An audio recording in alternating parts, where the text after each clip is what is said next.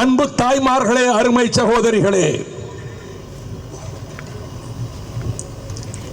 ஜனநாயகத்தின் இறுதி எஜமானர்களாகிய தீர்ப்பு வழங்கப் போகிற நீதிபதிகளாகிய வாக்காளர் பெருமக்களே, சிறந்தாழ்ந்த வணக்கம். இன்னும் 15 நிமிடங்கள் இருக்கின்றன நான் உரை முடிப்பதற்கு. கவிழ்த்து விடாதீர்கள் என்று என் ஆருயிர் இளவல் தயாநிதி மாறன் சொன்னார். மறைமுகமாக சொன்னார். கவிழ்க்கத்தான் போகிறார்கள், மோடியின் கூட்டத்தை கவிழ்க்கத்தான் போகிறார்கள். தந்தை பெரியாருக்கு 1932 அக்டோபர் 22ஆம் நாள் கொழும்பு நகரில் ஆதி திராவிட சங்க மாநாட்டில் பெரியார் ராமசாமி என்று அழைத்தார்கள் என்று 1932 நவம்பர் 6ஆம் தேதி குடியரசு இதழ் வெளியிட மூண்டெழுந்த மொழி புரட்சியினுடைய களபதிகளாக தாளமுத்து நடராஜன் மடிந்தார்களே, அந்த 1938 நவம்பர் 13ஆம் நாள் ஒற்றைவாடை அரங்கத்தில் நடைபெற்ற பெண்கள் மாநாட்டில் இந்தியாவிலே தோன்றிய சமூக சீர்திருத்தவாதிகள் எவராலும் சாதிக்க முடியாததை, தென்னிந்தியாவில் இவருக்கு நிகராக இந்த சமூக பணி ஆற்றுவதற்கு எவரும் இல்லை என்ற நிலைமையினால் இனிமேல் சொல்வதிலும் எழுதுவதிலும் பெரியார் என்றே முழங்க வேண்டும் என்ற தீர்மானத்தை நிறைவேற்றிய மாநாட்டு செய்தி 16ஆம் தேதி நவம்பர் 1938 விடுதலையிலே பிரசுரமாயிற்று. அந்த திராவிட இயக்கத்தில் மூவலூர் மூதாட்டி ராமாமிர்தம் அம்மையார் 10 ரூபாய்க்கும் பழம் புடவைக்கும் சின்னஞ்சிறு குழந்தையாக விற்கப்பட்டவர். வாழ்நாளெல்லாம் போராடி வந்த போது அறிவாசான் பெரியாரினுடைய கருத்துக்களை, மானமிகு கருத்துக்களை, திராவிட இயக்க கருத்துக்களை ஏந்தி வந்த அந்த வீராங்கனையை கொலைகாரி என்று குற்றம் சாட்டி கூண்டில் நிறுத்தினார்கள். பொய் குற்றச்சாட்டு, கொலை செய்யப்பட்டவர் என்று குற்றஞ்சாட்டினார்களே, அவரே வந்து சாட்சியம் அளிக்க நீதிமன்றத்துக்கு வந்தார். திடுக்கிட்டது நீதிமன்றம், விடுதலையானார். நஞ்சு கொடுத்து பாலிலே கொல்ல முயன்றார்கள், தப்பினார். அவர் தலைமுடியை அறுத்து அவமானப்படுத்தினார்கள். அத்தனையும் தாங்கிக் கொண்டு திராவிட இயக்கத்துக்கு பாடுபட்ட மூவலூர் மூதாட்டி ராமாமிர்தம் அம்மையாருக்கு தேர்தலில் போட்டியிடுவது என்று முடிவெடுக்கப்பட்டதே காவிரி ஆற்றங்கரையிலே திருச்சியிலே நடைபெற்ற மாநில மாநாட்டில். அந்த மாநாட்டில் பேரறிஞர் அண்ணா அவர்கள் பேசும்போது தியாக திருவிளக்கு, பெண்குலத்தின் மணிவிளக்கு மூவலூர் மூதாட்டி ராமாமிர்தம் அம்மையார் அவர்களுக்கு இங்கே தேக்கம் பலகையிலே வெள்ளியை பதித்து பரிசாக வழங்கினோம். நாம் பஞ்சத்தில் இருப்பவர்கள் அவ்வளவுதான் செய்ய முடிந்தது. ஆனால் எங்கள் இதயத்தையே இந்த மாதரசிக்கு தருகிறோம் என்று அந்த மாநாட்டிலே பேசினாரே, அப்படி வளர்க்கப்பட்ட இயக்கத்தில் ஒரு நாள் தாளையொத்து விருந்தினர் மாளிகையில் முதல் நாள் பொதுக்கூட்டம் சாப்டர் மைதானத்திலே முடித்துவிட்டு லட்சக்கணக்கானவர்கள் மத்தியிலே முழங்கிவிட்டு அண்ணன் டாக்டர் கலைஞர் முத்தமிழ் அறிஞர் ஓய்வெடுக்கிறார் என்று நான் கீழ்த்தரத்திலே காத்திருந்த போது மெய்காப்பாளர் திருமங்கல கோபால் ஓடி வந்து, தலைவர் உங்களை அழைக்கிறார், அவசரமாக. அறைக்குள் ஓடினேன். வழக்கம் போல அந்த கட்டிலே ஒரு காலை மடித்து ஒரு காலில் வைத்துக் கொண்டு கையிலே எழுதுகிற பேடில் எழுதிய அந்த தாளை என்னிடம் காட்டி, தம்பி இதை படி, எப்படி இருக்கிறது என்று கேட்டார். நான் புறநானூற்று பாடல்களிலே மனம் பறிகொடுத்தவன். போர்க்களத்துக்கு தந்தை மடிந்து கணவன் மடிந்து வீர மகனுக்கு வேல் கொடுத்து அனுப்பிய வரலாற்றை புறநானூற்றிலே படித்தவன். எழுதுகிறார் பெண்ணை பற்றி, தமிழ் பெண்ணை பற்றி. என் இருவிழி மலைதனை காணாதீர், என் இதயம் மகிழ்வதை காண்பீரே. மானம் என் மகன் கேட்ட தாலாட்டு, மரணம் அவன் ஆடிய விளையாட்டு. இந்த வரிகளை படித்துவிட்டு என்னை தம்பியாக என் மீது கொண்ட பாசத்தினால் எப்படியடா இருக்கிறது என்று கேட்டபோது, இந்த புதிய புறநானூறு புத்துணர்ச்சி, வீர உணர்ச்சியை ஊட்டுகிறது என்று சொன்னேனே, அந்த அண்ணன் டாக்டர் கலைஞர் அவர்கள் போற்றிய மகளிர். செங்கல்பட்டு மாநாட்டிலே தந்தை பெரியார் நிறைவேற்றிய தீர்மானத்தை உபகண்டத்துக்கே கலைஞரை விளக்கமாக பெண்குலத்துக்கு வெளிச்சம் தருகிற விதத்திலே பெண்களுக்கு சொத்துரிமையிலே சமபங்கு உண்டு என்ற சட்டத்தை நிறைவேற்றிய ஒரே தலைவன் இந்தியாவிலே அண்ணன் முத்தமிழறிஞர் டாக்டர் கலைஞர் அவர்கள். அவரது வீரமகன் இளைஞரணியிலே அவர் பொறுப்பு ஏற்பதற்கு முன்பு ஜான்சிராணி பூங்காவிலே மேங்காட்டு பொட்டலில் நேதாஜி சுபாஷ் சந்திர போஸ் சிலைக்கு பக்கத்தில் இளைஞரணி தொடக்க விழா நடைபெற்ற போது,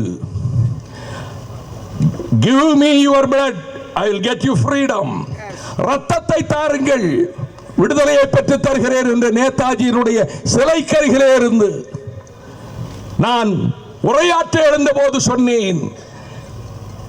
உருண்டோடி வருகிறது தேர் சக்கரங்களிலே ஒலி, அதன் மீது ஒரு வீர புதல்வன், இளமை பருவத்தை நெருங்கும் வயது, நெடுந்தேர் கொடிஞ்சி பொலிய நின்றோன் யார்கள் வாழ்கவன் கண்ணி என்று சொன்னாரே, அந்த தலையாலங்கானத்து செருவென்ற நெடுஞ்செழியன் நகுதக்கடரே நாடுமே கூறினர், இளையன் இவன் என உளைய கூறி படுமணி இரட்டும் பாவடி பிணைத்தாள், நெடுநல் யானையும் தேரும் மாவும் படையமை மறவரும் உடையம் யாம் என்று உருது பஞ்சாது உடல் சினம் செருக்கி சிறு சொல் சொல்லிய சிறைங்களு வேந்தரை அறிஞ்சமம் சிதைய தாக்கி அவரது முரசமோடு ஒருங்கப்படேனாயின்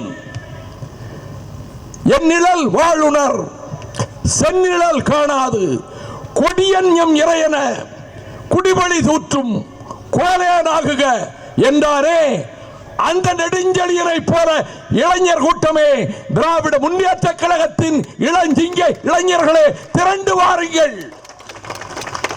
என்று அழைத்த அந்த நாளும் அது இளைஞரணி தொடக்க நாள். அந்த இளைஞரணி தலைவனுக்கு 66வது அகவை பிறந்த நாள் விழா.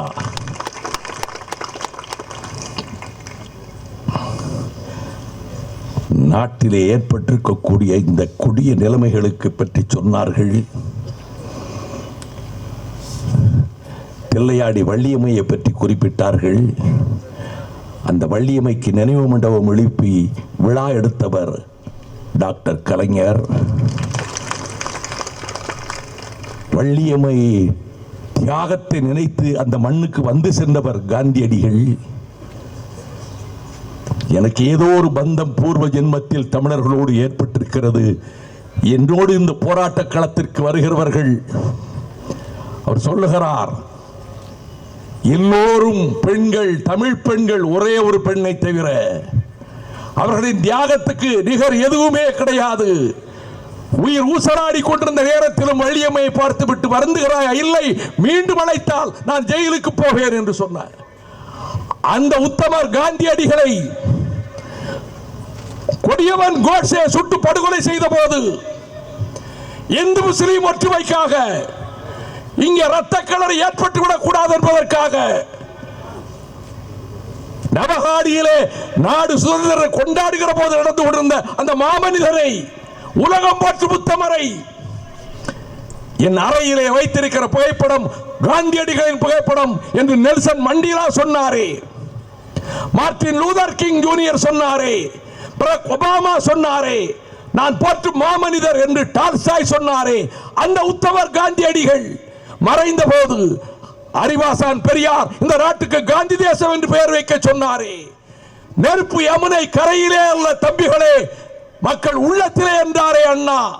அந்த உத்தமர் காந்தியடிகளைப் போல ஒரு உருவத்தை செய்து இஸ்லாமியர் வாழுகிற உத்தரப்பிரதேசத்தின் அலிகார் பகுதியிலே வெறிபிடித்த இந்து மகா சபையினுடைய கூட்டத்தின் தலைவி அந்த உருவத்தை பார்த்து கைத்துப்பாக்கியால் சுட ஏற்பாடு செய்து வைத்திருந்த சிவப்பு நிற திரவம் கீழே கொட்ட, அந்த உருவம் கீழே சாய, காந்தியார் உருவம் கீழே சாய, தலையில் மிதித்து நெருப்பு வைத்து கோட்சே வாழ்க என்று கோஷமிட்டார்களே.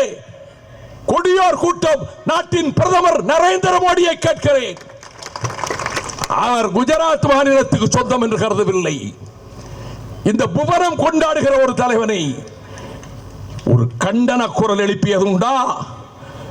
உங்கள் கூட்டம் இந்துத்துவ கூட்டம், இந்து ராஷ்டிரா என்று சொல்லிக் கொண்டு இஸ்லாமியர்கள் வெளியேறட்டும் என்று சொன்னதோடு மட்டுமல்லாமல் கௌரி லங்கேஷ் போன்ற பெண்மணியையும் சுட்டுக் கொண்டார்களே. அவள் தங்கை நான் மீண்டும் களத்துக்கு வருகிறேன் என்று மடிந்த கௌரி லங்கேஷ் தங்கை வந்து விட்டாள். இவ்வளவு கொடுமைகளையும் செய்துவிட்டு பிரதமர் அவர்களே, எங்களுக்கு செய்த வஞ்சகங்கள் ஒன்றல்ல இரண்டல்ல. காவிரி பிரச்சனையிலே பச்சை துரோகம், முல்லை பெரியாரில் மன்னிக்க முடியாத துரோகம், நீட் தேர்வை கொண்டு வந்து எங்கள் பிள்ளைகளின் படிப்புக்கு செய்த துரோகம், சமூக நீதிக்கு இந்தியாவுக்கே வெளிச்சம் காட்டிய தந்தை பெரியார் அண்ணா காமராஜர் அந்த கலைஞரை விளக்கத்தையே வீழ்த்தி ஒழிப்பதை போல அந்த சமூக நீதிக்கு கொள்ளி வைக்கிற நீங்கள், மீனவர்கள் நாளும் அடித்து செல்லப்பட்டு கொல்லப்பட்டாலும் கேள்வி கேட்பார் இல்லை என்ற நிலையில் எங்கள் தமிழகத்துக்கு செய்த வஞ்சகம் போதாதா என்று கருதுகிற இந்த நேரத்தில் நான் சொல்லுகிறேன், எங்கள் புதல்வன் அபிநந்தன், எங்கள் புதல்வன், எங்கள் மண்ணின் புதல்வன் அபிநந்தன், அவன் பாகிஸ்தான் ராணுவத்தினரால் கிராமத்து மக்களால் தாக்கப்பட்டு ராணுவத்தினால் கொண்டு போற போது அவன் கம்பீரமாக அமர்ந்திருந்தாரே, அது இந்தியர்களுக்கு பெருமை. என்ன இருந்தாலும் தாய்க்கு தன் பிள்ளை மீது பெருமை, எங்கள் தமிழகத்துக்கு பெருமை. 41 பேர் புல்வாமாவிலே மடிந்த போது கார்குடி சிவச்சந்திரன் வீட்டுக்கும் சவலாப்பேரி சுப்பிரமணியன் வீட்டுக்கும் நேரடியாக சென்று அந்த கண்ணீரிலே பங்கேற்றவர் திராவிட முன்னேற்ற கழகத்தின் தலைவர் என் ஆர்வீர் சகோதரர் தளபதி ஸ்டாலின். நாட்டின் எல்லை காக்க, இந்த நாட்டு மண்ணின் உரிமை காக்க உதிரம் சிந்துவதற்கு செல்லுங்கள். எங்கே சீனம் படையெடுத்த போது, பண்டித நேருவின் குரல் தழுதழுத்த போது, வேலூர் சிறையில் இருந்த அண்ணா, திராவிட முன்னேற்ற கழக வாலிபர்களே ராணுவத்தில் சேர முன்வாருங்கள், உயிர் கொடுக்க முன்வாருங்கள் என்று சொன்னாரே பிரிவினை கோரிக்கை இருந்த போதே. வங்கதேச யுத்தத்தில் எந்த மாநிலமும் தராத நிதியை இந்தியாவிலே பாதுகாப்பு நிதியாக தந்த ஒரே மாநிலம் தமிழகம். ஆண்டு கொண்டிருந்த முதலமைச்சர் டாக்டர் கலைஞர். எங்களுக்கு எவனும் தேசபக்திக்கு